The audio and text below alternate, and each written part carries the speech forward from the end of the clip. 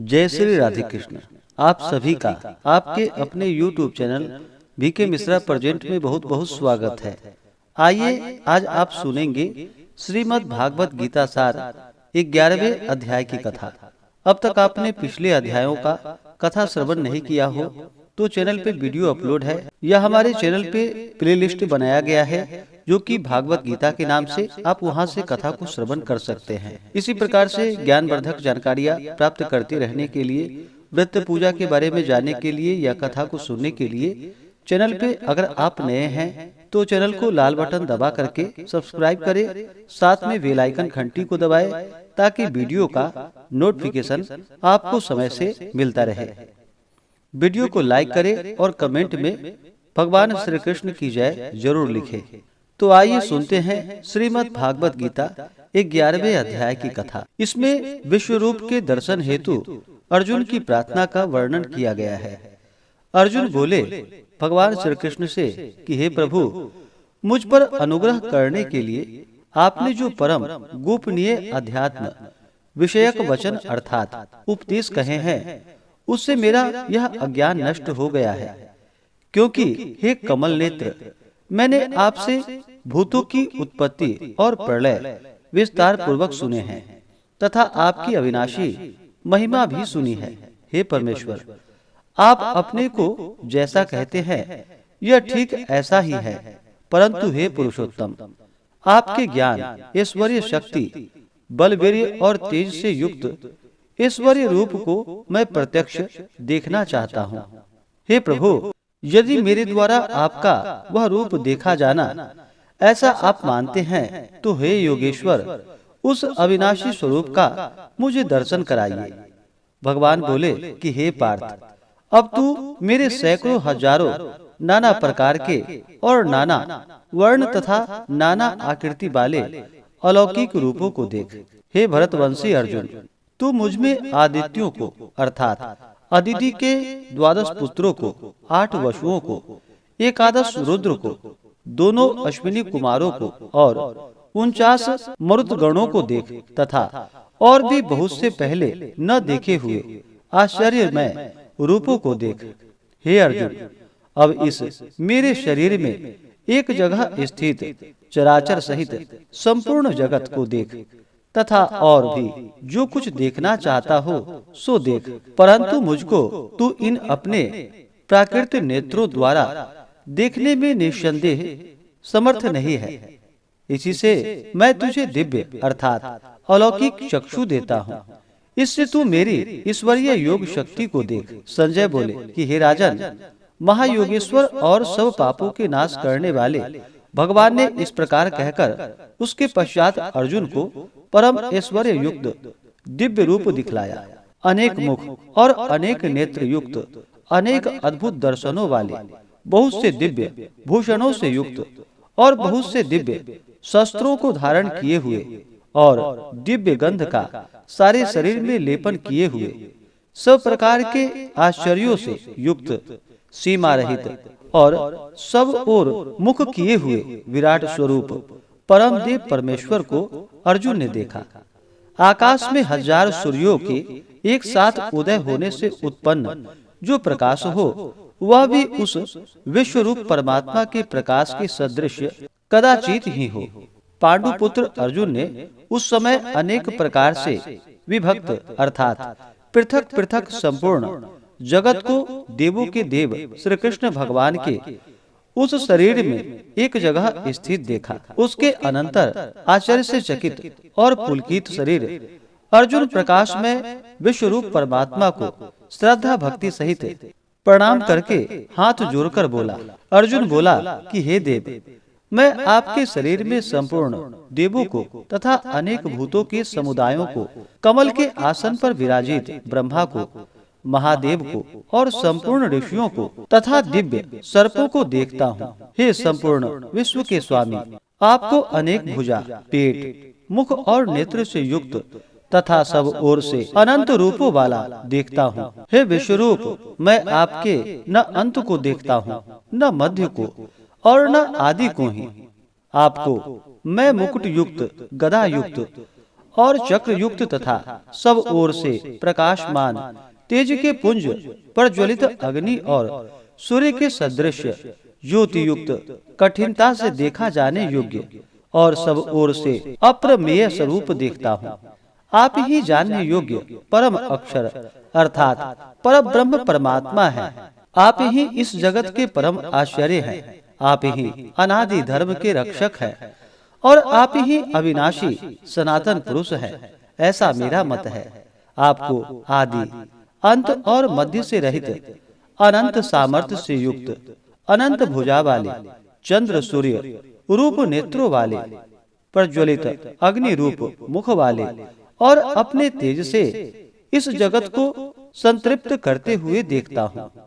हे महात्मन, यह स्वर्ग और पृथ्वी के बीच का संपूर्ण आकाश तथा सब दिशाएं एक आपसे ही परिपूर्ण है तथा आपके इस अलौकिक और भयंकर रूप को देखकर तीनों लोक अति व्यथा को प्राप्त हो रहे हैं। वे ही देवताओं के समूह आप में प्रवेश करते हैं और कुछ भयभीत होकर हाथ जोड़े आपके नाम और गुणों का उच्चारण करते हैं तथा महर्षि और सिद्धों के समुदाय कल्याण हो ऐसा कहकर उत्तम उत्तम स्तोत्रों द्वारा आपकी स्तुति करते हैं। जो 11 रुद्र और 12 आदित्य तथा 8 वसु साध्यगण विश्वदेव अश्विनी कुमार तथा मरुदगण और पितरों का समुदाय तथा गंधर्व यक्ष राक्षस और सिद्धों के समुदाय हैं, वे सभी विस्मित होकर आपको देखते हैं।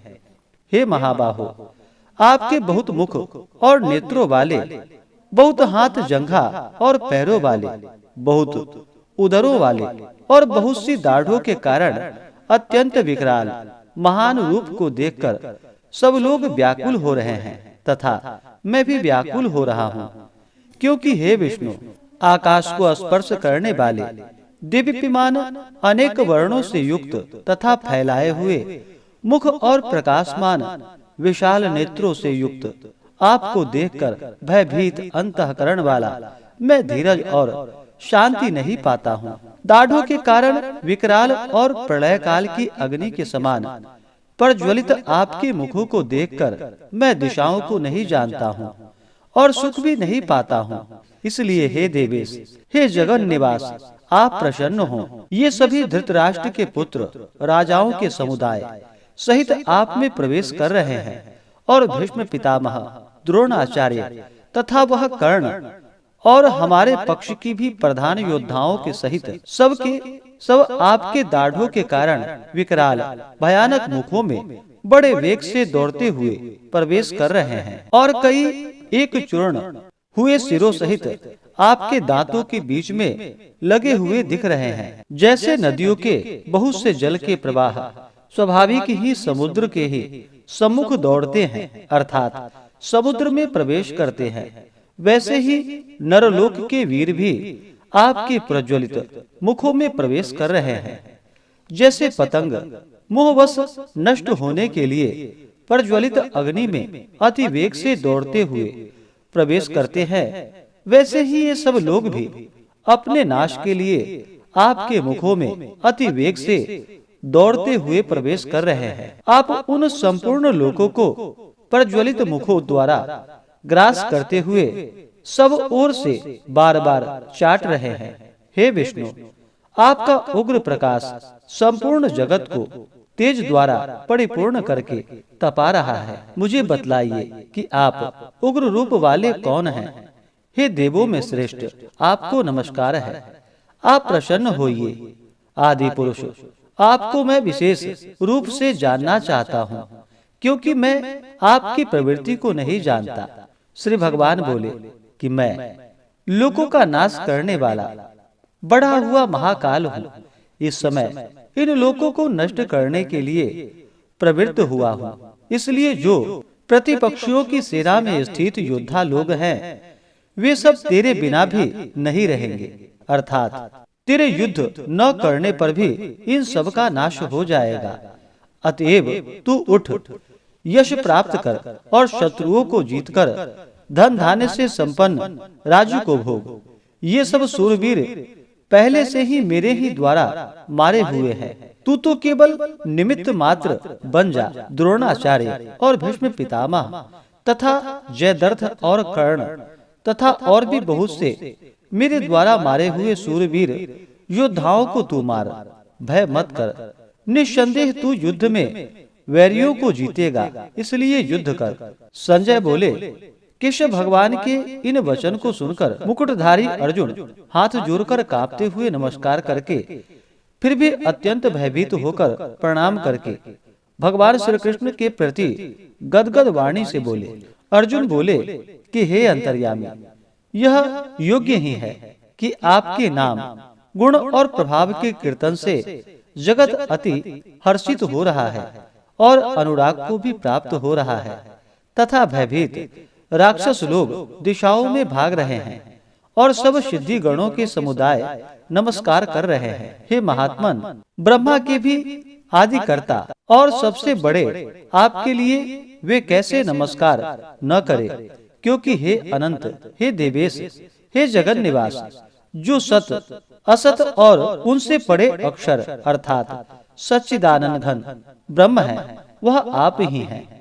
आप आदिदेव और सनातन पुरुष हैं। आप इन जगत के परम आश्चर्य और जानने वाले तथा जानने योग्य और परम धाम हैं। हे अनंत रूप, आपसे यह सब जगत व्याप्त अर्थात परिपूर्ण है। आप वायु, यमराज, अग्नि, वरुण, चंद्रमा, प्रजा के स्वामी, ब्रह्मा और ब्रह्मा के भी पिता हैं। आपके लिए हजारों बार नमस्कार है, नमस्कार है आपके लिए, फिर भी बारंबार नमस्कार है। हे अनंत सामर्थ्य वाले, आपके लिए आगे से और पीछे से भी नमस्कार है। हे सर्वात्मन, आपके लिए सब ओर से ही नमस्कार है, क्योंकि अनंत पराक्रमशाली आप समस्त संसार को व्याप्त किए हुए हैं। इससे आप ही सर्वरूप हैं। आपके इस प्रभाव को न जानते हुए आप मेरे सखा हैं, ऐसा मानकर प्रेम से अथवा प्रमाद से भी मैंने हे कृष्ण, हे यादव, हे सखे, इस प्रकार जो कुछ बिना सोचे समझे हठात कहा है। और हे अच्युत, आप जो मेरे द्वारा विनोद के लिए विहार, शैया, आसन और भोजन आदि में अकेले अथवा उन सखाओं के सामने भी अपमानित किए गए हैं, वह सब अपराध अप्रेम स्वरूप अर्थात अचिंत्य प्रभाव वाले आपसे मैं क्षमा चाहता हूँ। आप इस चराचर जगत के पिता और सबके बड़े गुरु एवं अति पूजनीय हैं। हे अनुपम प्रभाव वाले, तीनों लोकों में आपके समान भी दूसरा कोई नहीं है, फिर अधिक तो कैसे हो सकता है। अतएव हे प्रभु, मैं शरीर को भली भांति चरणों में निवेदित कर प्रणाम करके स्तुति करने योग्य आप ईश्वर को प्रसन्न होने के लिए प्रार्थना करता हूँ। हे देव, पिता जैसे पुत्र के, सखा जैसे सखा के और पति जैसे प्रियतमा पत्नी के अपराध सहन करते हैं, वैसे ही आप भी मेरे अपराध को सहन करने योग्य है। मैं पहले न देखे हुए आपके इस आश्चर्य में रूप को देखकर हर्षित हो रहा हूँ और मेरा मन भय से अति व्याकुल भी हो रहा है। इसलिए आप उस अपने चतुर्भुज विष्णु रूप को ही मुझे दिखलाइए। हे देवेश, हे जगन निवास, आप प्रसन्न होइए। मैं वैसे ही आपको मुकुट धारण किए हुए तथा गदा और चक्र हाथ में लिए हुए देखना चाहता हूँ। इसलिए हे विश्वरूप, हे सहस्त्रबाहो, आप उसी चतुर्भुज रूप से प्रकट होइए। श्री भगवान बोले कि हे अर्जुन, अनुग्रह पूर्वक मैंने अपनी योग शक्ति के प्रभाव से यह मेरा परम तेजोमय, सबका आदि और सीमा रहित विराट रूप तुझको दिखलाया है, जिसे तेरे अतिरिक्त दूसरे किसी ने पहले नहीं देखा था। हे अर्जुन, मनुष्य लोक में इस प्रकार विश्व रूप वाला मैं न वेद और यज्ञों के अध्ययन से, न दान से, न क्रियाओं से और न उग्र तपो से ही तेरे अतिरिक्त दूसरे द्वारा देखा जा सकता है। मेरे इस प्रकार के इस विकराल रूप को देखकर तुझको व्याकुलता नहीं होनी चाहिए और मूढ़ भाव भी नहीं होना चाहिए। तू भयभीत रहित और प्रीति युक्त मन वाला होकर उसी मेरे इस शंख चक्र गदा पद्म युक्त चतुर्भुज रूप को फिर देख। संजय बोले, वासुदेव भगवान ने अर्जुन के प्रति इस प्रकार कहकर फिर वैसे ही अपने चतुर्भुज रूप को दिखाया और फिर महात्मा श्री कृष्ण ने सौम्य मूर्ति होकर इस भयभीत अर्जुन को धीरज दिया। अर्जुन बोले कि हे जनार्दन, आपके इस अति शांत मनुष्य रूप को देखकर अब मैं स्थिर चित्त हो गया हूँ और अपनी स्वाभाविक स्थिति को प्राप्त हो गया हूँ। श्री भगवान बोले, मेरा जो चतुर्भुज रूप तुमने देखा है वह सुदर्शन है, अर्थात इसके दर्शन बड़े ही दुर्लभ हैं। देवता भी सदा इस रूप के दर्शन की आकांक्षा करते हैं। जिस प्रकार तुमने मुझको देखा है, इस प्रकार चतुर्भुज रूप वाला मैं न वेदों से, न तप से, न दान से और न यज्ञ से ही देखा जा सकता हूँ। परंतु हे परम तप अर्जुन, अनन्य भक्ति के द्वारा इस प्रकार चतुर्भुज रूप वाला मैं प्रत्यक्ष देखने के लिए, तत्व से जानने के लिए तथा प्रवेश करने के लिए अर्थात एक ही भाव से प्राप्त होने के लिए भी शक्य हूँ। हे अर्जुन, जो पुरुष केवल मेरे लिए ही संपूर्ण कर्तव्य कर्मों को करने वाला है, मेरे परायण है, मेरा भक्त है, आसक्ति रहित है और संपूर्ण भूत प्राणियों में वैर भाव से रहित है, वह अनन्य भक्ति युक्त पुरुष मुझको ही प्राप्त होता है। इस प्रकार से श्रीमद् भागवत गीता में 11वें अध्याय की कथा पूर्ण हुई। तो बोलिए प्रेम से भगवान श्री कृष्ण की जय, सर्वदेवी देवता की जय। इसी प्रकार से अगर आप सब आगे के अध्यायों को सुनना चाहते हो, चैनल पे अगर आप नए हैं तो चैनल को लाल बटन दबा करके सब्सक्राइब करें, साथ में बेल आइकन घंटी को दबाएं ताकि वीडियो का नोटिफिकेशन आपको समय से मिलता रहे। वीडियो को लाइक करें, शेयर करें, सुखी रहें और स्वस्थ रहें। जय श्री राधे कृष्ण। धन्यवाद।